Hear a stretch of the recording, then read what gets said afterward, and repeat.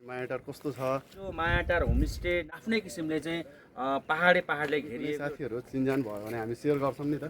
अनि त्यसको लागि मायाटार कस्तो छ, कस्तो ठाउँमा चाहिँ छ, के गर्न पाइन्छ, हरेक कुराहरू अब हुन्छ नि, रमाइलोदेखि लिएर बस्नेदेखि लिएर अब इन्जोय गर्ने साथीभाइहरू, फ्यामिली पनि मिल्यो नि त। मिल्यो फ्यामिलीदेखि लिएर आफ्नो साथीभाइ, अब कुनै पनि दिदीभाइहरू सबैजना मिल्यो। सबैजनालाई आज चाहिँ हामी यो मायाटार होमस्टेमा आएर चाहिँ घुमियो। एकदम यहाँ चाहिँ रमाइलो छ, एकदम तपाईँहरूले आउन सक्नुहुन्छ।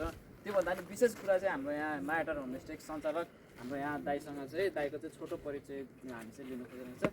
हो दाइले चाहिँ आफ्नो इन्ट्रोडक्सन दिनुहुन्छ, यहाँ के गर्न पाइन्छ, यहाँ रमाइलो के कस्तो छ, यहाँको वातावरणको अवस्थाहरू चाहिँ हाम्रो होमस्टे सञ्चालक दाइले बताइदिनुहुन्छ। तपाईँलाई धेरै धेरै धन्यवाद। मायाटारसम्म आएर यहाँको वस्तुस्थितिको बारेमा जानकारी गराउने अवसर दिनुभएकोमा इच्छाकामना गाउँपालिकाको यो पहाडी गाउँ मायाटार होमस्टे आउनको लागि चितवनको पुरानो सदरमुकाम उपरदाङ गढीबाट जम्मा 8 किलोमिटरको दूरीमा पिचबाट सरर आउन सकिन्छ।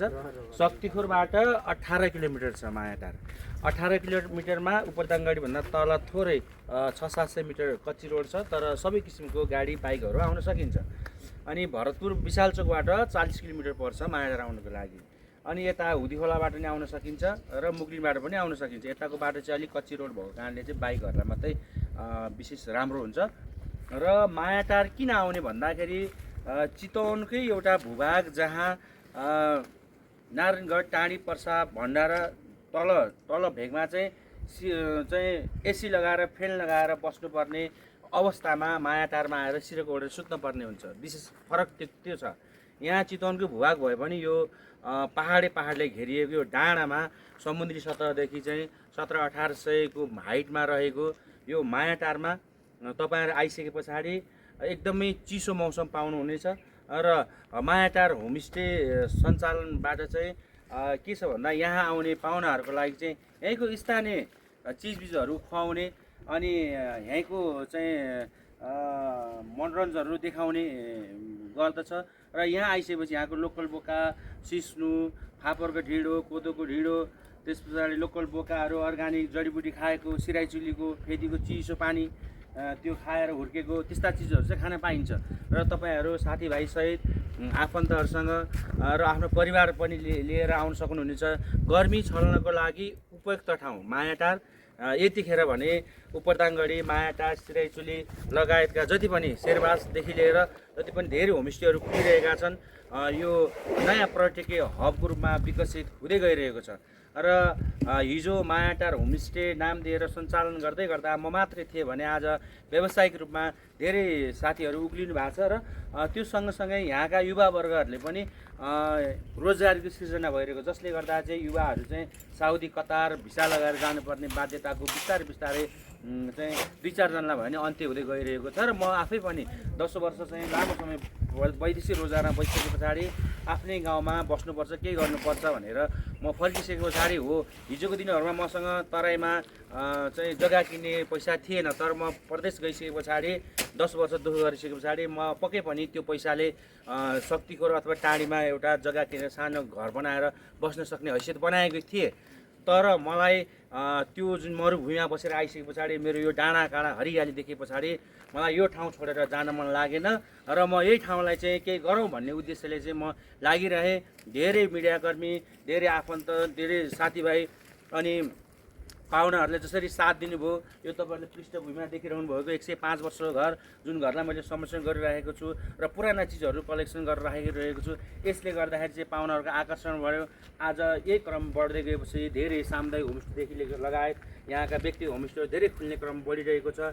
यसले गर्दा नयाँ युवाहरू पनि यो ठाउँमा आइसके पछाडि ओहो यसरी गर्नु पर्दो रहेछ, यही नेपालमा हुँदो रहेछ, हामी किन विदेश जाने भन्ने एउटा प्रेरणाको पात्र पनि बिस्तारै बढ्न गइरहेको आभास भइरहेको। जसले गर्दाखेरि चाहिँ जसरी पाहुनाहरू काठमाडौँदेखि, पोखरादेखि भेट्न आउनुहुन्छ, ओहो तपाईँले यति गर्नुभएको थियो, खुसी लाग्छ। र म सबैलाई एउटा सकारात्मक सन्देश दिन चाहन्छु, हामी आफ्नै देशमा गर्नुपर्छ। आज यहाँ गाउँको लोकल उत्पादनले यति राम्रो बजार पाएको छ, मसँग राम्रो अनुभव छ। यहाँबाट हामीले मुगलिन बजारमा लगेर त्यहाँका व्यापारीहरूको चाहिँ मूल्यमा हामीले बेच्नुपर्ने बाध्यता थियो सामानहरू भने आज यहीँको किसानीहरूले आफ्नै मूल्यमा आफैले मूल्य गरेर बेच्न सक्ने अवस्थाको सिर्जना भएको छ। आज 5-7 जना भने युवाहरू गाउँमा रोकिएको छन् र धेरै सम्भावनाहरू बोकिरहेको छ। र आज हिजो हामी पैसा बोरामा पोको पारेर हामी चाहिँ 1 गट्ठा 10 धुर जग्गा किन्नको लागि टाढी शक्तिखोर जान पर्थ्यो भने आज त्यहाँका धनी वर्गका मानिसहरू मायाटारमा 1 टुक्रा जग्गा पाएदेखि कति आनन्द हुन्थ्यो भनेर आइराख्नु भएको छ। ठुलो कुरा सबै कुरा पैसाले मात्रै हुँदैन, मान्छेलाई जिउनको लागि आनन्द, शीतल हावापानी, सबै कुरा स्वच्छ शान्त वातावरण चाहिन्छ। त्यो चाहिँ उपरदाङगढीदेखि सिराइचुलीसम्मको यो बिचको भागमा एकदमै आनन्दमय ठाउँ छ। तपाईँहरू पनि आउनुभयो, यति चाहिँ दुःख गरेर चाहिँ यो ठाउँहरूमा यो ठाउँको प्रचारको लागि भिडियो बनाइदिनु भयो। अनि सकेसम्म परदेश नजानु, गए पनि एकचोटि जानुहोस्। एकचोटिको त्यो अनुभवले चाहिँ नेपालमा आएर तपाईँहरूले आफ्नै किसिमले चाहिँ हातेमालो गर्दै चाहिँ सङ्घर्ष गरौँ। दुःख छ तर चाहिँ आफ्नो माटो उचालेको जस्तो पराईको माटो हुँदैन, यो कुरा चाहिँ हामीले बुझ्नु जरुरी छ।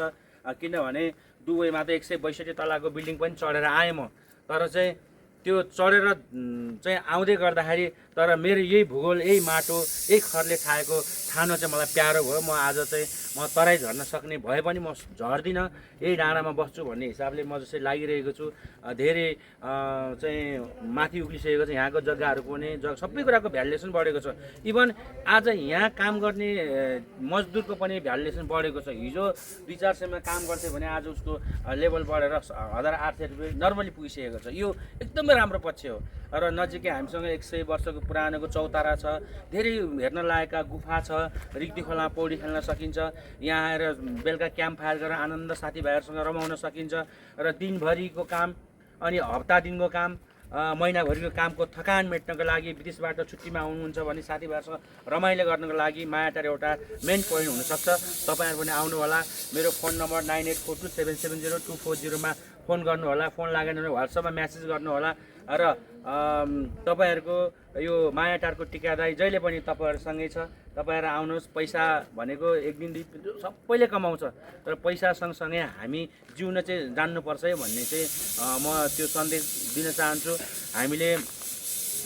हामी यो ठाउँमा बसिराख्दाखेरि चाहिँ धेरै सम्भावना बोकेर चाहिँ आज जसरी यो ठाउँको ढुङ्गा माटोदेखि लिएर यहाँको स्थानीय चिजबिजहरू जसरी मूल्य बढिरहेको छ, एकदमै राम्रो पक्ष हो। र यो पुरै डाँडालाई चाहिँ पर्यटकीय गन्तव्यको रूपमा विकास हुने क्रम बढिरहेको छ। आज सौरापछिको गन्तव्य कहाँ जाने मान्छे भनेपछि नारायणगढ गएपछि आज मायाटार जाने, आज उपरदाङगढी जाने भन्ने जसरी चाहिँ त्यो क्रम बढिरहेको छ। सुखै छैन, अप्सनै छैन। चितवनमा गर्मी प्रत्येक वर्ष चाहिँ गर्मी बढ्ने नै हो। त्यो गर्मी बढेपछि यो डाँडामा शीतलता खानको लागि सबैजना आउनुहुन्छ। हामीले यहाँको प्रकृतिलाई संरक्षण गरेर यहाँ चाहिँ हराभरा बनाऊँ, सबैजना यही डाँडा काँडा बसौँ। तल तराईमा चाहिँ तराईमा चाहिँ हामी खेतीयोग्य जमिन मात्रै प्रयोग गरौँ भन्दै मायाटार होमस्टे यो 1978 मा बनेको पुरानो घर अगाडि बसेर नाचगान गर्ने, रमाइलो गर्ने, साथीभाइ आफन्त दुःख सुख साटासाट गर्ने ठाउँ हो। तपाईँहरू पारिवारिक रूपमा पनि आउन सक्नुहुनेछ। र तपाईँहरू जो जहाँ नयाँ होमस्टेहरू खुलिराख्नु भएको छ, कृपया म एउटै मात्र कुरा भन्न चाहन्छु, तपाईँहरू आफ्नो हिसाबले व्यापार व्यवसाय गर्नुहोस्, तर त्यो सँगसँगै यहाँ भएका स्थानीय झरना, खोला, कुवा यो कुराहरूको पनि जानकारी राख्ने गर्नुहोस्। र त्यो कुरा चाहिँ आउने आगन्तुक पाहुनाहरूलाई चाहिँ उहाँहरूलाई त्यो कुरा पस्किनुहोस्, जसले गर्दाखेरि चाहिँ राम्रो कुरा भनेको चाहिँ फैलिन समय लाग्छ। त्यो कुरा फैल्दै भोलि यो मायाटारमा, यो उपरदाङगढीमा विश्वभरका मान्छेहरू आउने वातावरण बनाऊ। यही भन्दै मेरो भनाइहरू राख्ने अवसर दिनुभयो। तपाईँहरूलाई धेरै धेरै धन्यवाद। तपाईँहरूको दिन शुभ रहोस्। धन्यवाद। हस्, थ्याङ्क यू दाइ।